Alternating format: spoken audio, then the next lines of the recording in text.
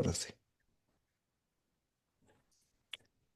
Muy bien, muy buenas noches. 21 de septiembre de 2025 estamos con el grupo de lectura. En esta ocasión, Patricia Arcani nos va a dar la exposición, nos va a deleitar con la exposición del libro de Hans Kelsen, La teoría pura del derecho, con el capítulo número 9. Adelante, estimada Patricia, tiene la palabra.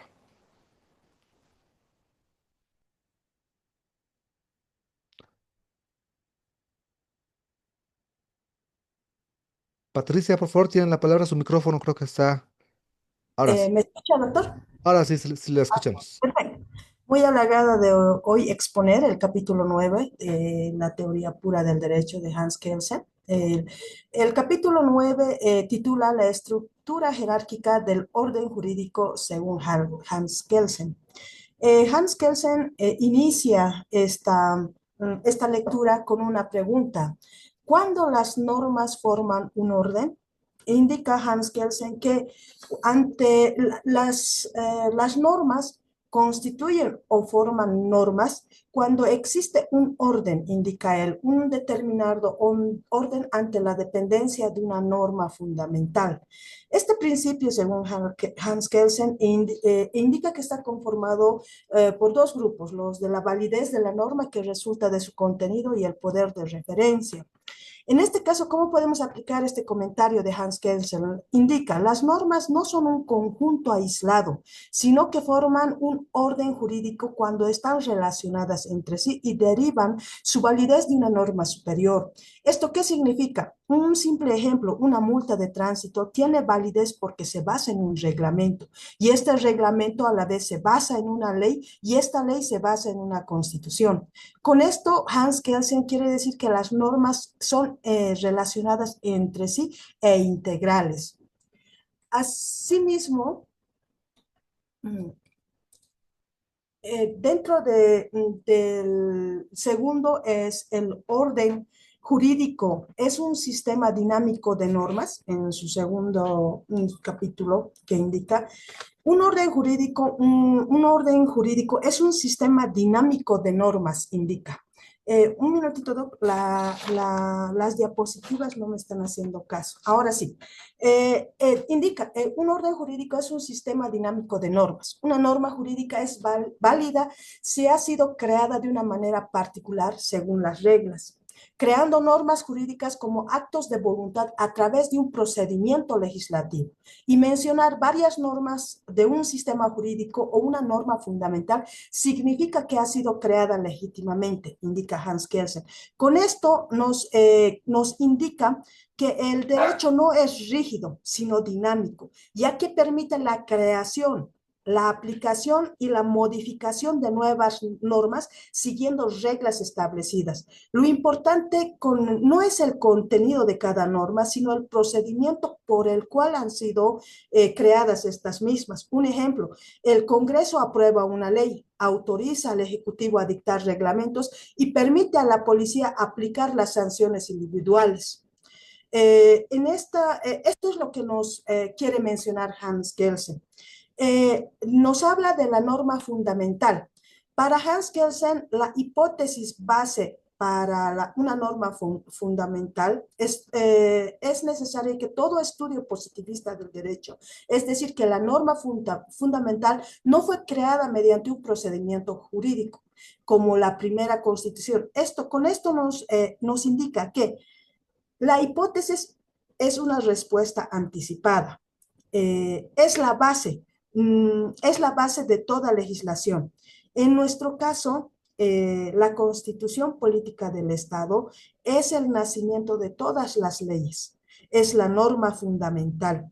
Entonces, nosotros tenemos que ver a la constitución política del Estado como la hipótesis base, nos indica Kelsey. Nos habla también de la norma fundamental de un orden jurídico nacional. Para Kelsen nos da diferentes términos como el contenido.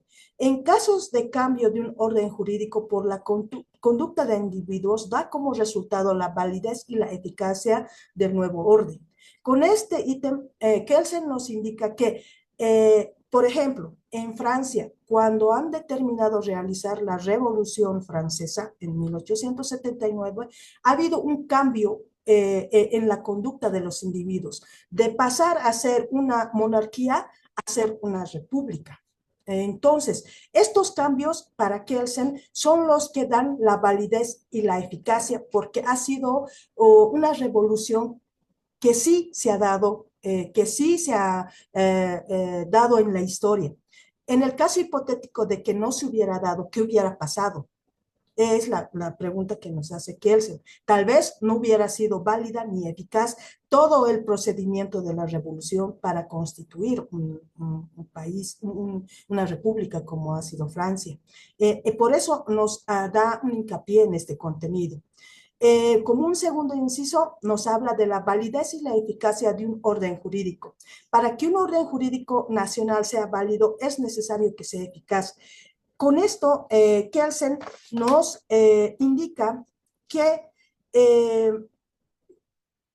el procedimiento para la creación para la creación de posteriores leyes tiene que estar basado en la Constitución, en una norma fundamental. Por eso es que, y que tiene que ser eficaz. Y la única manera de que una norma después de la Constitución, como la ley, un reglamento, que sea eficaz, es necesariamente seguir un orden o un procedimiento, una regla. Asimismo, nos habla de que la norma fundamental de un derecho nacional es una norma del derecho internacional. Eh, Acá, Kelsen nos explica de que nosotros no somos un sistema aislado. Tenemos que ser integrales con el derecho internacional y que debemos constituir una relación con los mismos. La validez y la eficacia de una norma jurídica particular es válida si tiene razón con la primera Constitución, tomando en cuenta el principio de efectividad. En este punto de validez y eficacia, Hans Kelsen nos indica que la validez de la norma viene de la primera Constitución y las leyes tienen que ser eficaces si se las crea de acuerdo a la misma.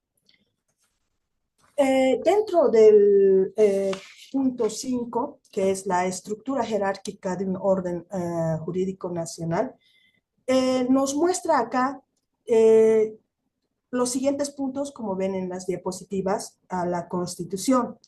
Hans Kelsen ve a la Constitución como la norma fundamental que él mismo regula su creación, es decir, fue aprobada y aceptada por la población. Esa es la norma fundamental. La legislación y el concepto de fuentes del derecho. En este caso, nos habla de las leyes que nos permiten distinguir el derecho material del derecho formal. Para Hans Kelsen tiene más validez el derecho formal. En la cuestión de jurisdicción, Kelsen nos habla que es una forma de creación y aplicación del derecho, el cual consiste en la aplicación de normas generales a hechos particulares, de lo general a lo particular, como muchas veces nos han explicado en aula, ¿no? La jurisdicción y administración. En este caso nos habla de niveles inferiores de la jerarquía y estos nos ubican a actos jurisdiccionales como ser sentencias de los jueces y los actos administrativos que nos pueden ayudar, ¿no es cierto?, en el sistema jurisdiccional y a la vez administrativo. Nos habla también del el acto jurídico de derecho privado y la ejecución. Acá también forma parte, indica parte del orden jurídico los contratos, testamentos, matrimonios y otros documentos y actos jurídicos que pueden ayudar de manera privada que están inmersos en el sistema jurídico. Nos habla también de la creación y la aplicación del derecho. Donde se aplique una norma de un grado o superior y se crea una ley o una norma de grado inferior, la Constitución siempre va a ser la norma fundamental, nos indica Kelsen. Después nos habla de la ubicación del derecho internacional en la jerarquía. Tiene por función coordinar y delimitar los diversos órdenes estatales constituyendo una comunidad jurídica universal. ¿Esto qué quiere decir? El derecho internacional o las normas de otros países tienen que conjuncionarse con nuestro sistema, por dar un ejemplo. ¿Por qué? Porque tanto sus derechos como su sistema jurídico, como nuestro sistema jurídico, en algún momento tiene que integrarse porque las normas vistas desde el punto de vista de Kelsen es una comunidad jurídica universal, que en algún punto sí o sí vamos a tener que vamos a tener que ir a esas normas o en su defecto ellos ir a nuestras normas. Después nos habla de los conflictos entre normas pertenecientes a estratos diferentes. ¿Esto qué significa? Ante vacíos de la norma, cuando hay una contradicción entre normas, prevalece la superior. ¿Esto qué quiere decir? Si hay un vacío en un acto privado o basado en un reglamento o en una ley y hay un vacío, nosotros tenemos que subir a la ley. Posteriormente, si la ley igual está en un vacío, tenemos que subir a la Constitución. Es lo que nos indica Hans Kelsen. Llenar los vacíos con la norma superior ante algún vacío o alguna duda. En este caso, un ejemplo, ¿no? Si un reglamento contradice a una ley, se aplica la ley. Si la ley contradice a la Constitución, esta debe ser declarada como inconstitucional, porque todas las normas se tienen que basar en la Constitución. Y si fuera un paso más arriba a los tratados internacionales y los principios universales. Es lo que nos habla Hans Kelsen, doctor, en este capítulo 9. Muchas gracias, estimada Patricia. La felicito. Qué excelente exposición.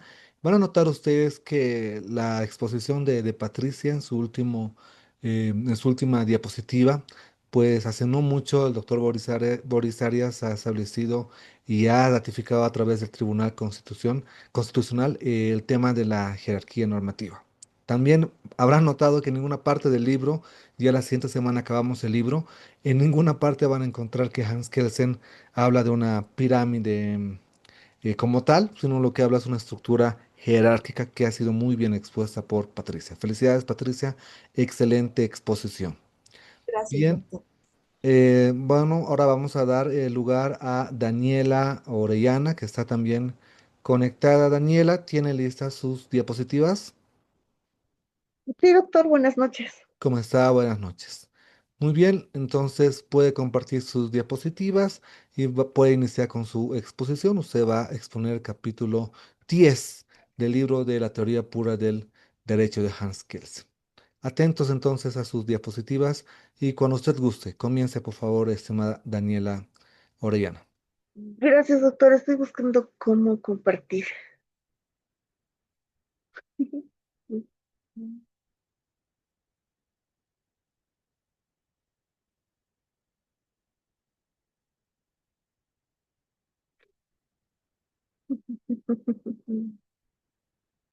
Aquí está. Un momentito, por favor. Claro que se pida cuidado. ¿Se ve? Están empezando a cargar. Esperemos un minutito, normalmente a veces tarda en cargar, así. Ahora sí, ya se ve. Muchas gracias, doctor. No sé si me pueden escuchar bien. Voy a comenzar con la exposición. En el capítulo 10 del libro, Hans Kelsen habla acerca de la interpretación jurídica. Entonces, vamos a ver puntos específicos y esenciales. Kelsen concibe la interpretación jurídica como un acto de voluntad. Él dice que no es como una simple suma de 2 más 2 va a ser 4, sino es, es un, es, o sea, no es un sistema rígido y objetivo para Kelsen, sino que participa la voluntad del mismo. Entonces, la interpretación no solo es descubrir significados ocultos en la norma jurídica. Para Kelsen nos dice que es un proceso creativo donde el intérprete participa activamente. Entonces, Kelsen desafía la idea de que interpretar la norma es un acto neutral. No es neutral. Subraya que siempre hay una elección subjetiva que influye en la aplicación de la norma. Vamos a explicar por qué. A eso vamos a llamar el problema de la indeterminación. Kelsen señala que las normas jurídicas, por su naturaleza general, no pueden prever cada caso particular. Por eso se crea una inevitable indeterminación. ¿Por qué pasa esto? Dice que la interpretación es necesaria porque pasar de lo general a lo particular implica decisiones que no son meramente lógicas, sino también valorativas. Por ejemplo, la ley establece, cualquier ley podría establecer que es prohibido el ingreso de vehículos a un parque. Entonces, para pasar, eso es de forma general. Para pasar a casos particulares, tendríamos que ver qué es considerado vehículo. Una bicicleta, una patineta, un automóvil, ¿qué es considerado vehículo? Pero no solamente está lo lógico, sino también lo valorativo, ¿no? Entonces, ¿qué va a valorar el intérprete de esta norma? Tal vez vaya a la interpretación teleológica, ¿no? ¿Cuál es el espíritu de esta norma? ¿Proteger la paz del parque o simplemente no destruir el parque? Eso es lo que nos está explicando Helsen, que pasar de lo general a lo particular no es tan lógico como parece, sino es también valorativo. Influye mucho la valoración del intérprete. Entonces, esta indeterminación surge de factores como el lenguaje ambiguo y las lagunas en las normas, lo que amplía el margen de interpretación y de discrecionalidad legal. Lo que les decía, por ejemplo, ¿qué es vehículo? ¿Qué se considera vehículo? Eso ya nos da un margen de interpretación. Dentro de este margen de interpretación, en este esfuerzo, esta, esta indeterminación obliga al intérprete a elegir dentro de un marco establecido una solución adecuada al caso concreto. Por lo tanto, el papel es muy activo del juez o legislador. Por eso es que en la imagen pueden ver que está la Constitución como marco normativo y tenemos A, B, C y D para escoger, para aplicar a un determinado caso particular. Este marco que da la Constitución es un marco abierto. ¿Por qué? Porque para Kelsen dice que las lagunas, bueno, las lagunas surgen cuando las normas no prevén todos los supuestos posibles, dejando espacio para la interpretación. Entonces, este intérprete debe llenar esas lagunas mediante actos de voluntad, creando derecho dentro del marco permitido. No puede crear derecho fuera de la ley, tiene que ser dentro de este marco, dentro de lo que la Constitución permite. Para Kelsen, estas aparentes ausencias no invalidan el sistema, dado que lo no prohibido sigue siendo permitido. ¿Ya? Entonces, ¿a qué vamos a ampliar esto un poco más? Este marco normativo y sus límites son estructurales, ¿no? O sea, ¿qué dice? Estos no es como un marco infinito que tenemos para la aplicación de la norma. Tiene que estar dentro del marco de la Constitución y ahí es donde debe resolverse estas cuestiones interpretativas. Y a pesar de que tenemos elección y a pesar de que hay límites, tenemos la posibilidad de elegir entre varias soluciones válidas. Entonces, hay una dinámica de lo general y lo particular. Entonces, la norma superior, por así decirlo, la Constitución, permite transitar de formulaciones generales a casos individuales, sin reglas estrictamente predeterminadas. Como es esta la situación, el intérprete entra ya como un creador de derecho. ¿Quién va a ser el intérprete? El intérprete puede ser el juez y otros operadores de justicia que son creadores de derecho. ¿Por qué? Primero, las normas legales poseen un grado inherente de indeterminación, lo que impide una deducción lógica y automática entre la norma general y su aplicación individual. Entonces, este carácter de indeterminación obliga al intérprete a tomar decisiones activas dentro de un marco normativo y ejerce una discrecionalidad necesaria para aplicar el derecho. Entonces, la aplicación, según Kelsen, va más allá del conocimiento objetivo. Es un acto de voluntad que llena los vacíos normativos y asegura la funcionalidad jurídica. ¿Qué quiere decir esto? El marco normativo definido por las normas superiores limita y guía la elección del intérprete, no, sin eliminar por completo su libertad de decisión. O sea, si bien la Constitución nos marca, nos guía, el intérprete tiene libertad de decisión para ver qué solución va a aplicar a cada caso particular. Las palabras ambiguas, como razonable o justo, otorgan margen para interpretaciones múltiples, lo que convierte al intérprete en un actor clave en la construcción del derecho. Es decir, que si bien van a estar, como hace rato decíamos, el ejemplo del vehículo, tenemos que ver que este intérprete, que quien va a aplicar la norma, siempre va a interpretarlo de acuerdo a la construcción subjetiva que tiene, de lo que él piensa que es, de acuerdo a la interpretación que va a utilizar. Entonces, las lagunas jurídicas, ya sea por lenguaje o aspectos técnicos, refuerzan esta idea, que el intérprete simplemente selecciona soluciones cuando el derecho no ofrece respuestas claras. Ahora, ¿por qué decimos el intérprete como creador, autor creativo? Porque para resolver la indeterminación de una norma, no solo se aplica el derecho, sino que lo crea en un sentido específico. Al dar solución a un caso, él está creando ley para las partes, en una resolución judicial, por ejemplo.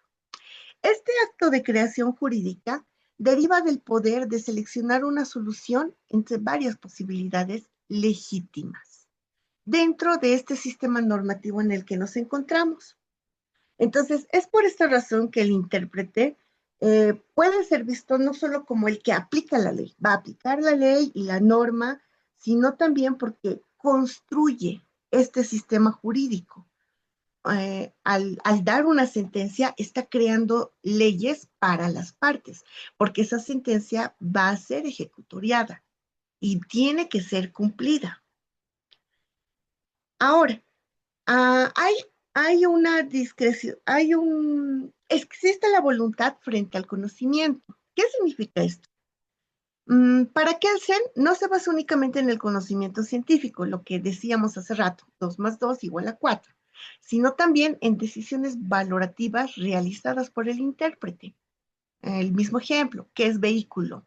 Para el intérprete, una patineta es un vehículo, una bicicleta es un vehículo, un auto es un vehículo, un carromato es un vehículo. Entonces, de acuerdo al conocimiento que tiene el intérprete, va a realizar, eh, va a tomar una decisión, ¿sí? Frente al conocimiento. Entonces, este acto de interpretación se sitúa en la frontera entre la ciencia jurídica y la praxis legal, donde el intérprete desempeña un papel crucial. Ah, ¿qué implica esto? Que la objetividad completa en la interpretación jurídica es inalcanzable, ¿sí? O sea, no hay objetividad por completo. O sea, eso es una ilusión, ¿sí? ¿Por qué? Porque está la subjetividad. No sé si logran verlo, yo lo estoy tapando, no estoy segura. Aquí. La subjetividad está inherente en el acto de voluntad interpretativa. Entonces, si eso pasa, dice que los métodos de interpretación simplemente son justificación, es como una justificación ideológica. ¿A qué se refiere? Kelsen critica los métodos tradicionales de la interpretación literal o teleológica, porque dicen que no pueden garantizar respuestas objetivas. ¿Por qué? Porque están simplemente diseñados para legitimar previamente eh, decisiones que ya se han tomado. Entonces, esto rompe con la pretensión de neutralidad en el derecho, ¿sí? Eh, por ejemplo, una persona puede pensar, bien, yo voy a, para aplicarla en el ejemplo de los vehículos en el parque, yo voy a decir, yo voy a tomar la interpretación literal. Vehículo es todo aquel objeto que sirve para trasladar que posee ruedas, ¿sí? Entonces la patineta no va a estar permitida en el parque porque es un vehículo. Estoy tomando la interpretación literal y lo estoy, por así decirlo, fundamentando. En cambio, ¿a qué se refiere la interpretación teleológica? Que yo voy a tomar esa interpretación y voy a decir, ¿qué busca esta norma? Busca la paz en el parque. Por lo tanto, una patineta no me parece que interrumpa la paz como un auto que sí tiene bocina, que sí puede ser un peligro para los transeúntes. Entonces, voy a determinar que una patineta no es un peligro y no es un vehículo como tal que representa un peligro y voy a permitir el acceso. Entonces, lo que Kelsen está diciendo es que estas interpretaciones eh, solo están diseñadas para legitimizar la decisión que yo voy a tomar. Por eso es que dice que rompe con la pretensión de neutralidad en el derecho. Afirma que estos métodos no son interpretaciones neutras, sino herramientas ideológicas que disfrazan la subjetividad de los intérpretes, como les había mostrado. Cada intérprete está mostrando el vehículo de diferente manera, uno de forma literal, otro de forma teleológica. Entonces, está sugiriendo que el acto de decisión está más orientado por la voluntad que por el conocimiento. ¿Qué más? Cuestiona a la racionalidad jurídica. Sostiene que los métodos tradicionales se presentan como formas racionales de llegar a conclusiones, pero en realidad cumplen una función pragmática, que es justificar los resultados predefinidos. Entonces, como les decía, el que quiere justificar su decisión va a tomar la forma literal o el otro va a tomar la forma teleológica. A eso se está refiriendo Kelsen. Entonces, no están explorando el problema en profundidad.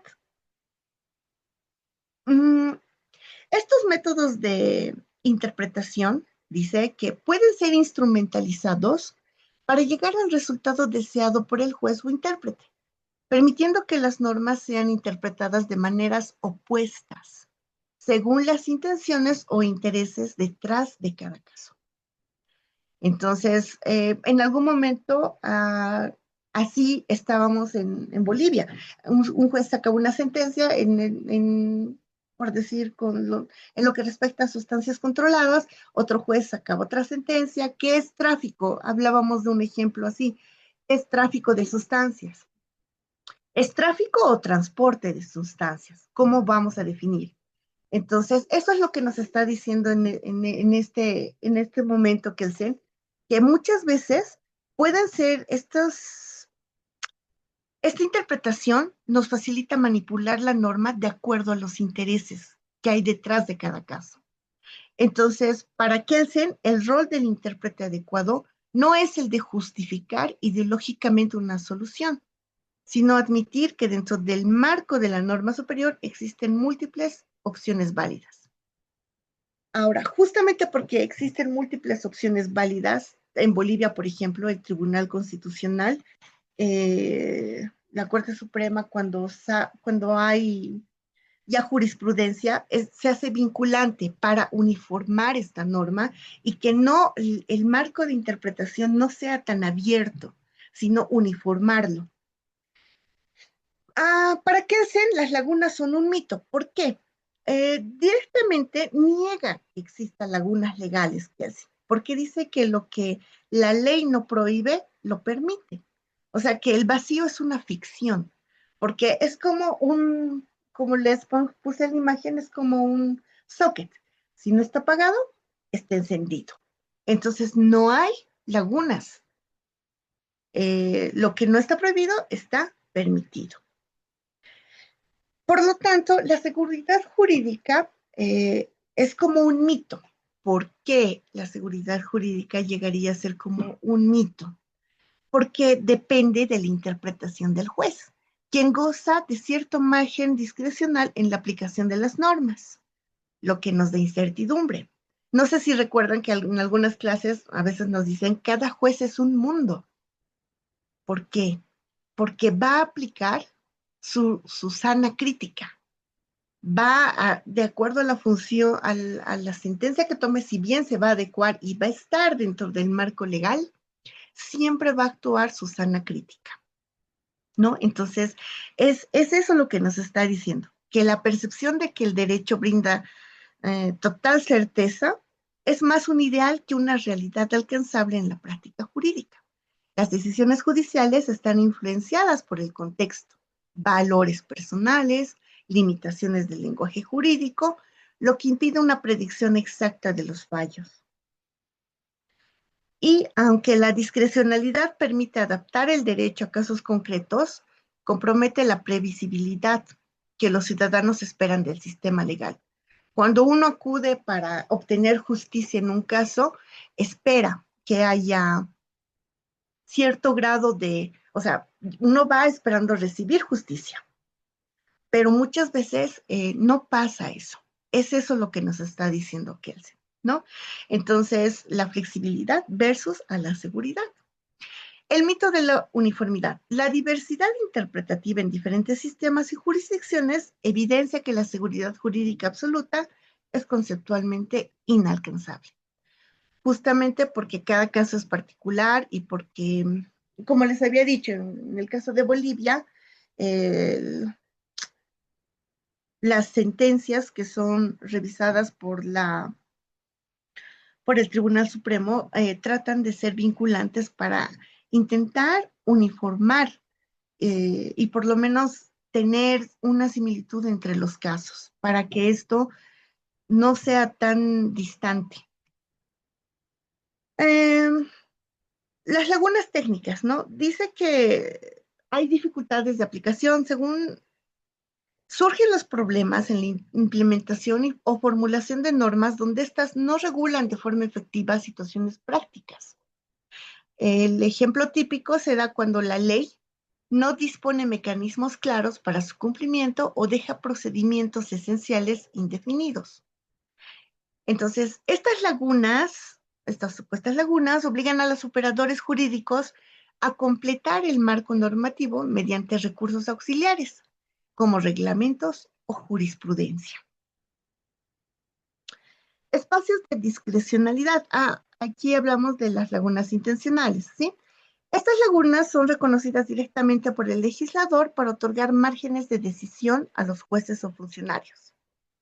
Es una función estratégica porque permiten la flexibilidad necesaria para atender situaciones que no pueden ser completamente previstas durante la creación de la norma. Y justificación normativa, que se considera que estas lagunas no son propiamente defectos, sino elementos diseñados para el dinamismo del sistema. Es decir, que todos sabemos la dimensión fáctica del derecho. Entonces, el derecho es constante. La evolución social, el dinamismo de los sistemas, de la norma, de las nuevas realidades, están siempre en constante cambio. Entonces, hay este espacio de discrecionalidad con estas lagunas para que podamos adecuar de acuerdo a nuestra realidad actual, de acuerdo al sistema con el que estamos, estas lagunas. Estimada Daniela, perdón que le corte, en 30 segundos se va a cortar el Zoom porque dura 40 minutos. No sé si Ya. podemos redondearlo, por favor. Cuidado, estemos con esa mala idea de que se corte el Zoom y le va a dejar a medias. Por favor, si lo podemos ir cerrando. Ok, solamente para terminar entonces, simplemente en las conclusiones es que la interpretación es como un acto de voluntad, porque los intérpretes toman decisiones conscientes entre opciones, moldeando activamente el derecho. El intérprete es un creador de derecho y crea ley entre partes, y también esto se vuelve jurisprudencia y es ley. Y la ficción de las lagunas legales, que en realidad no existen, porque lo que no está permitido, lo que no está prohibido está permitido. Eso es, doctor.